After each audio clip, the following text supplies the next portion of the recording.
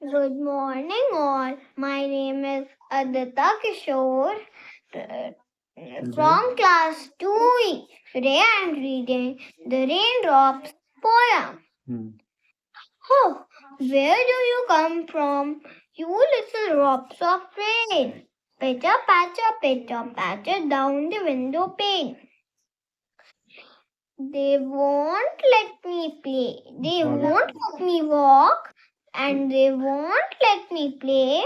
And they won't let me go out of the door all today. They put away my playing things because I broke them all. And then they lock up all my bricks. Locked all my bricks and took away my ball. They say I am very naughty, but I haven't nothing else to do.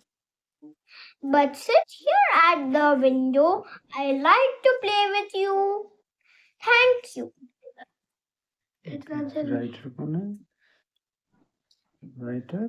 Writer J. Brown.